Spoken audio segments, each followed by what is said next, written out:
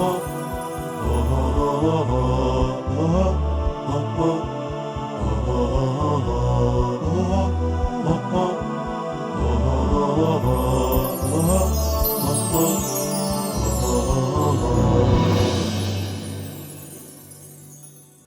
باللہ من الشیطان الرجیم، بسم اللہ الرحمن الرحیم، الحمدللہ رب العالمین، وصلی اللہ علی سیدنا محمد وعلہ الطیبین الطاہرین۔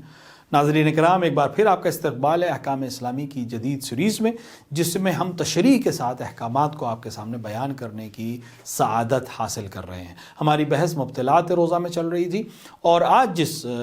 سلسلے میں بات ہونی ہے وہ ہے گاڑھے غبار کا حلق تک پہنچنا۔ جیسا کہ ہم نے فہرست جب گنائی تھی تبھی ہم نے آپ کے سامنے عرض کیا تھا کہ گاڑھا غبار جو ہے وہ بھی روزے کو باطل کر دیتا ہے اگر وہ حلق تک پہنچ جائے۔ ایک دفعہ کہ ناک تک آ رہا ہے، منہ تک آ رہا ہے، حلق تک نہیں پہنچ رہا ہے تو روزے کو باطل نہیں کرے گا، لیکن اگر حلق تک پہنچ جائے تو روزہ باطل ہو جائے گا۔ اس کے سلسلے میں علماء فرماتے ہیں کہ احتیاط یہ ہے کہ کثیف غبار کو حلق تک پہنچنا روزے کو باطل کر دیتا ہے۔ خواہ غبار کسی ایسی چیز کا ہے جو کھانے پینے میں حلال ہو، مثلا آٹا، یا کسی ایسی چیز کا جو کھانا پینا حرام ہے جیسے مٹی، لیکن اگر گاڑھا غبار ہے، جیسے کسی ایسی جگہ ہے، اسٹور میں گیا ہے، مثال کے طور پر آٹا ہے اور وہاں آٹے کے جو ہے غبار اڑ رہا ہے، اور انسان جو ہے اس کے اندر اپنے چہرے کو ڈھانکے بغیر، ناک کو ڈھانکے بغیر روزے کی حالت میں چلا جائے اور اس کا غبار حلق تک پہنچ رہا ہے تو اس کا روزہ باطل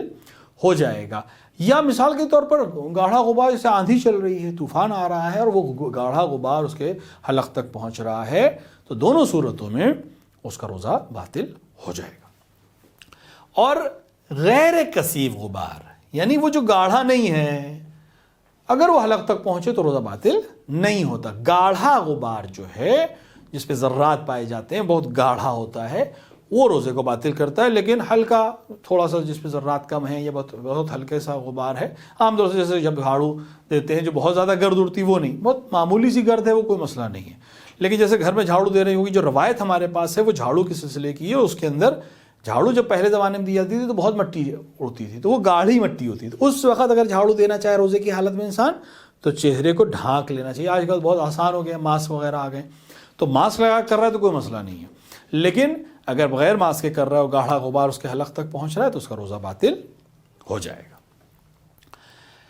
اگر ہوا کی وجہ سے کثیف غبار پیدا ہو اور انسان متوجہ ہونے اور احتیاط کرنے سکنے کے باوجود احتیاط نہ کرے اور غبار حلق تک پہنچ جائے تو احتیاط واجب کی بنا پر اس کا روزہ باطل ہو جاتا ہے۔ یعنی ہوا چلی بہت تیز، آندھی طوفان، اور گاڑھا غبار اٹھا، انسان متوجہ ہے کہ گاڑھا غبار ہے اور روک سکتا ہے اپنے آپ کو، ماسک لگا سکتا ہے، ڈھاٹا پہن سکتا ہے، ناک کے اوپر ہاتھ رکھ سکتا ہے، منہ کو بند کر سکتا ہے، نہ کرے اور غبار حلق تک پہنچ جائے تو اس کا روزہ باطل ہو جائے گا۔ لہٰذا عام طور سے انسان کو اپنے آپ کو گاڑھے غبار سے، چاہے وہ مٹی جیسی چیز ہو یا چاہے حلال چیز ہو جیسے آٹا ہے یا اس طرح قسم کی چیز ہے، اس سے پرہیز کرنا چاہیے۔ آج کل ایک اور مسئلہ جو اس سلسلے کا ہے وہ ہے سگریٹ کا دھواں ہے، حقہ ہے، ان چیزوں سے بھی انسان کو پرہیز کرنا چاہیے۔ خود پینا تو منع ہی ہے روزے کی حالت میں، کوئی گاڑھا غبار ہے، دوسرا پی رہا ہے، کسی ایسی جگہ جا رہے ہیں جہاں بہت زیادہ لوگ اسموکنگ کر رہے ہیں اور وہ گاڑھا غبار اس کے حلق تک پہنچ رہا ہے، وہ بھی انسان کے روزے کو باطل کر دیتا ہے۔ لہٰذا ایسی جگہ جہاں سگریٹ یا تمباکو وغیرہ کا دھواں حلق تک پہنچے تو احتیاط واجب یہ ہے کہ پھر اس کو انسان کو اس سے پرہیز کرنا چاہیے۔ اب یہ تمام چیزیں جو آپ کے سامنے بیان کی گئی، یہ اس صورت میں ہے کہ جب انسان کے پاس اختیار ہے، لیکن اگر اختیار نہیں ہے یا متوجہ نہیں ہے، اب اگر گاڑھا غبار چلا گیا تو کیا حکم ہے؟ فرماتے ہیں اگر کوئی شخص یہ بھول جائے کہ روزے سے ہے، احتیاط نہ کرے یا بے اختیار غبار وغیرہ اس کے حلق میں پہنچ جائے تو اس کا روزہ باطل نہیں ہوتا۔ لہٰذا اگر اختیار ہے، متوجہ ہے، جان بوجھ کے کرے تو روزہ باطل ہو جائے گا، لیکن اگر بے اختیار ہو جائے یا متوجہ نہیں تھا اور احتیاط نہیں کر سکا تو اس کا روزہ باطل نہیں ہوگا۔ ایک اور چیز جو مبتلات روزہ میں سے ہے وہ ہے سر کو پانی میں ڈبونا۔ اگر روزے دار جان بوجھ کر سارا سر پانی میں ڈبو دے تو خواہ اس کا بدن پانی سے باہر رہے تو اس کا روزہ باطل ہے، لیکن اگر اس کا بدن پانی کے باہر رہے، سر ڈوب جائے تو اس کا روزہ باطل ہو جائے گا. یا برعکس بدن بھی پانی میں رہے اور سر کو بھی ڈبو لے, ڈبکی لگانا جسے ہم کہتے ہیں, اس سے بھی روزہ باطل ہو جائے گا. اگر روزے دار اپنے نصف سر کے ایک دفعہ اور باقی نصف سر کو دوسری دفعہ پانی میں ڈبوئے تو اس کا روزہ صحیح ہونے میں کوئی اشکال نہیں ہے. جیسے آدھے سر کو ڈبوئے پھر دوسرے آدھے سر کو ڈبوئے, اس سے روزہ باطل نہیں ہوگا. پورا سر اگر اس نے ڈبو دیا تو اس کا روزہ باطل ہو جائے گا, چاہے باقی بدن باہر ہے چاہے باقی بدن بھی پانی کے اندر ہو, دونوں صورت پہ اس کا روزہ باطل ہو جائے گا. البتہ اس بات کی ہم تشریح کر دیں کہ اس مسئلے میں بعض مراجع احتیاط کے قائل ہیں, بعض مراجع احتیاط مستحب کے قائل ہیں, بعض مراجع کراہت کے قائل ہیں. لہٰذا اپنے ناظرین کو ہم متوجہ کر دیں کہ اس مسئلے میں یعنی سر کے پانی میں ڈبونے کے سلسلے میں اپنے مرجع کی توضیح المسائل یا ان کے وکیل سے استفتاء یا سوال ضرور کر لیں, کیونکہ بہت امکان ہے کہ آپ کے مرجع کے نزدیک روزہ باطل ہو جاتا ہو, یا احتیاط واجب کی بنا پہ باطل ہو جاتا ہو, یا احتیاط مستحب کی بنا پر ہو, یا اصلاً باطل ہی نہ ہوتا ہو, صرف کراہت ہو. لہٰذا جو انسان جس مرجع کا مقلد ہے اس کے لیے اس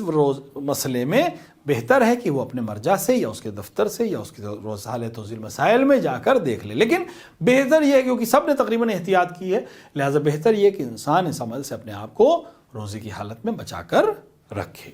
اب اگر روزے دار بے اختیار پانی میں گر جائے یا مثلاً بھول جائے کہ روزے سے ہے اور سر پانی میں ڈال دے